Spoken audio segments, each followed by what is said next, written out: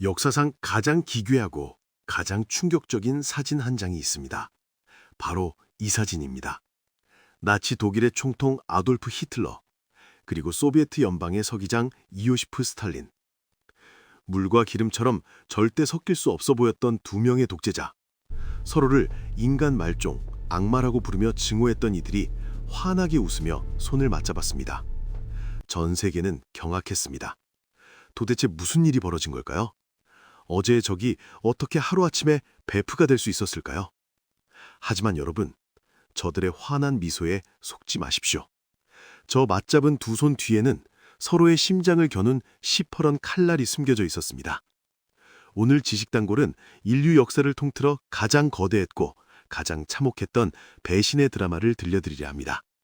두 악마가 맺은 2년간의 위험한 동거, 그리고 그 끝에 기다리고 있던 파멸의 기록입니다. 시간을 1939년으로 되돌려보죠. 당시 히틀러의 머릿속은 복잡했습니다. 그의 목표는 명확했습니다. 폴란드를 침공하는 것. 하지만 문제가 하나 있었죠. 폴란드를 건드리면 영국과 프랑스가 가만히 있지 않을 거란 사실입니다. 서쪽에서는 영국, 프랑스와 싸우고 동쪽에서는 거대한 소련과 싸우는 양면 전쟁. 이것은 독일에게 악몽과도 같은 시나리오였습니다. 한편 크렘린궁의 주인 스탈린도 계산기를 두드리고 있었습니다. 그는 알고 있었습니다. 언젠가 독일과 한판 붙어야 한다는 것을요. 하지만 지금은 아니었습니다. 소련군은 아직 준비가 덜 된 상태였죠. 스탈린의 속셈은 이랬습니다. 독일이 영국, 프랑스 같은 자본주의 국가들과 먼저 싸우게 두자. 그들이 서로 치고받고 힘이 빠졌을 때, 그때 우리가 나선다. 네, 이른바 EJ 전략이었죠. 서로 다른 꿍꿍이를 가진 두 독재자의 이해관계가 딱 맞아떨어지는 순간이었습니다. 그렇게 1939년 8월 23일, 세상을 발칵 뒤집어 놓은 독서 불가침 조약이 체결됩니다. 표면적인 내용은 간단했습니다. 앞으로 10년 동안 서로 공격하지 말자. 하지만 이 조약의 진짜 핵심은 따로 있었습니다. 세상에 공개되지 않은 비밀 의정서가 존재했기 때문이죠. 그 내용은 실로 충격적이었습니다.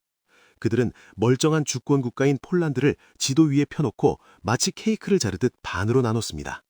여기 서쪽은 독일이 먹고 저기 동쪽은 소련이 먹는다. 이것은 단순한 평화조약이 아니었습니다. 두 강대국이 약소국을 제물로 삼아버린 가장 추악하고 야만적인 영토 분할 거래였습니다. 조약 체결 불과 일주일 뒤인 9월 1일, 독일은 약속대로 폴란드의 서쪽을 침공합니다. 제2차 세계대전의 시작이었죠. 그리고 보름 뒤인 9월 17일, 약속을 지키기 위해 소련군도 동쪽 국경을 넘습니다. 양쪽에서 협공을 받은 폴란드는 한 달도 채 버티지 못하고 지도에서 사라졌습니다. 지금 보시는 이 장면 정말 기묘하지 않습니까? 폴란드의 도시 브레스트에서 독일군과 소련군이 만났습니다. 불과 얼마 전까지 서로를 죽이겠다던 군인들이 함께 담배를 나눠 피우고 웃으며 공동 승전 퍼레이드를 벌입니다. 이 기괴한 신혼여행 기간 동안 양국의 협력은 눈부셨습니다. 특히 경제적인 밀월 관계는 상상을 초월했죠. 영국의 강력한 해상 봉쇄로 자원줄이 막힌 독일에게 소련은 그야말로 구세주였습니다. 스탈린은 히틀러에게 아낌없이 퍼주었습니다. 매일 수십 대의 화물 열차가 국경을 넘었습니다.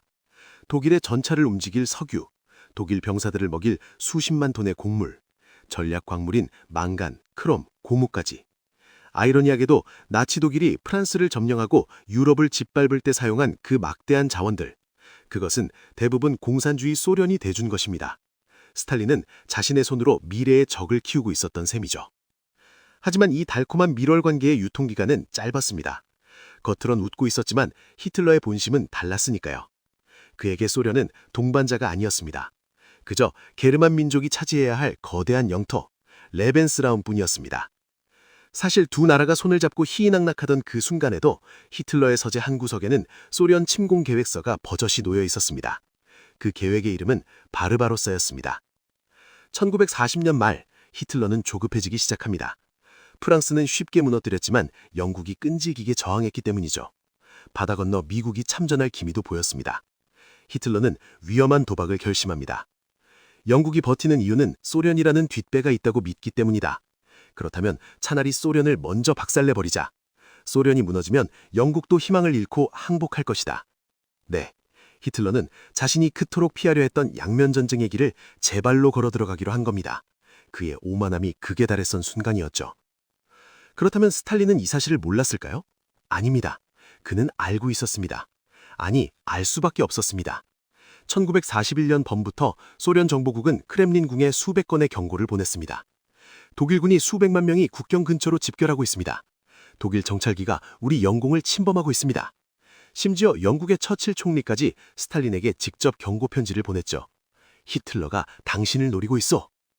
하지만 역사상 가장 의심 많고 잔혹했던 독재자 스탈린은 어이없게도 이 결정적인 순간에 눈과 귀를 닫아버립니다.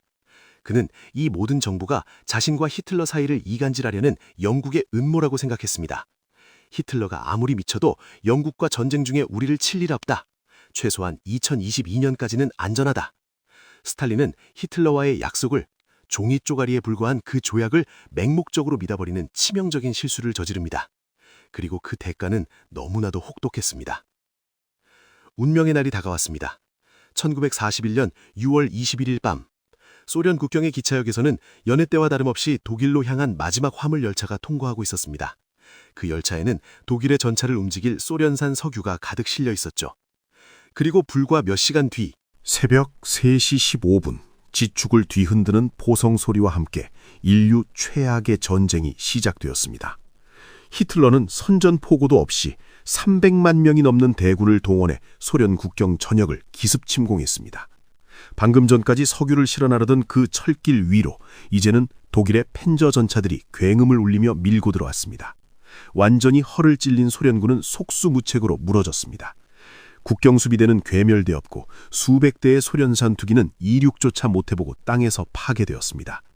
어제의 동지가 가장 잔혹한 오늘의 침략자로 돌변한 순간이었습니다. 침공 보고를 받은 스탈린의 반응은 어땠을까요? 그는 완전히 멘붕에 빠졌습니다. 자신이 철석같이 믿었던 히틀러에게 그것도 가장 최악의 방식으로 뒤통수를 맞았다는 사실을 도저히 받아들일 수 없었죠. 기록에 따르면 스탈린은 며칠 동안이나 별장에 틀어박혀 아무도 만나지 않고 두문불출했다고 합니다. 천하의 독재자가 배신의 충격으로 공황 상태에 빠져버린 겁니다. 히틀러의 이 거대한 도박, 그리고 스탈린의 눈먼 믿음이 만들어낸 이 배신의 드라마, 그 결말은 너무나도 참혹했습니다. 이날 시작된 독소전쟁은 무려 4년간 이어졌고 군인과 민간인을 합쳐 약 3천만 명이라는 인류 역사상 단일 전쟁으로는 가장 많은 사망자를 낸 지옥도가 펼쳐집니다. 히틀러는 배신을 통해 초반에 승기를 잡는 듯 했습니다. 하지만 역사는 배신자의 편이 아니었죠. 그의 군대는 광활한 러시아의 땅덩어리와 곧 닥쳐올 혹독한 동장군의 추위 속으로 점점 더 깊이 빠져들고 있었습니다. 결국 이 배신은 히틀러 자신의 몰락을 재촉하는 카운트다운이 되고 말았습니다. 오늘은 제2차 세계대전의 판도를 뒤흔든 결정적인 사건, 히틀러와 스탈린의 독소 불가침 조약과 그 배신의 전말을 살펴봤습니다. 서로를 이용하려다 서로의 덫에 갈려버린 두 독재자. 이들의 이야기는 냉혹한 국제정치의 현실을 적나라하게 보여줍니다.